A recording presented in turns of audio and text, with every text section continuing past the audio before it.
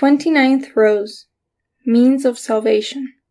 St. Denis said that there is nothing more noble and more pleasing to God than to cooperate in the work of saving souls and to frustrate the devil's plans for ruining them.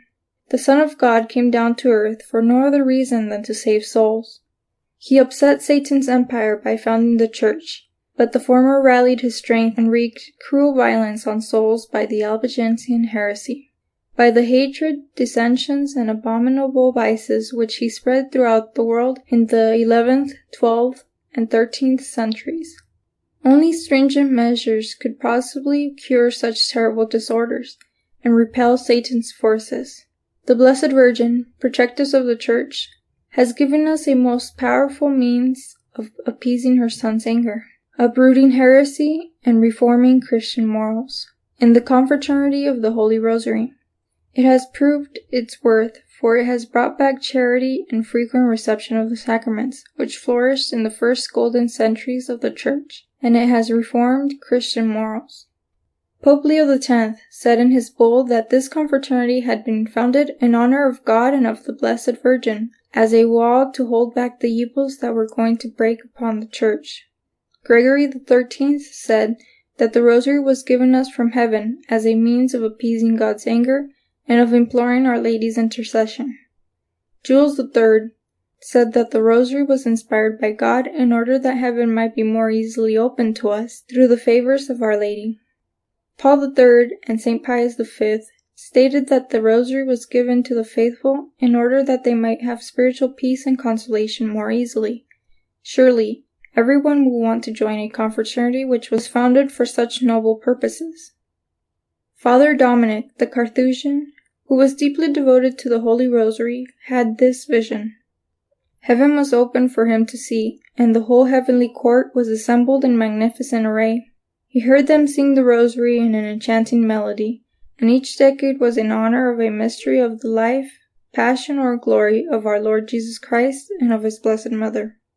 Father Dominic noticed that whenever they said the sacred name of Mary, they bowed their heads, and at the name of Jesus, they genuflected and gave thanks to God for the great good that He had wrought in heaven and on earth through the Holy Rosary, which the confraternity members say here on earth. He noticed too that they were praying for those who practiced this devotion.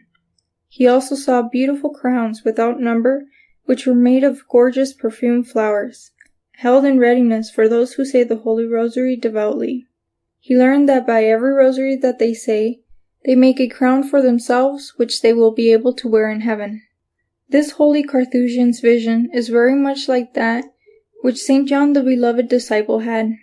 He had a vision of a very great multitude of angels and saints, who continually praised and blessed our Savior, Jesus Christ, for all that He had done and suffered on earth for our salvation. This is precisely what the devout members of the Rosary Confraternity do. It must not be thought that the Rosary is only for women and for simple and ignorant people. It is also for men, and for the greatest of men. As soon as St. Dominic acquainted Pope Innocent III with the fact that he had received a command from heaven to establish the Confraternity of the Most Holy Rosary, the Holy Father gave it his full approval, urged St. Dominic to preach it, and said that he wished to become a member himself. Many cardinals embraced the devotion with great fervor too, which prompted Lopez to say, "Neither sex nor age nor any other condition has kept anyone from devotion to the Holy Rosary."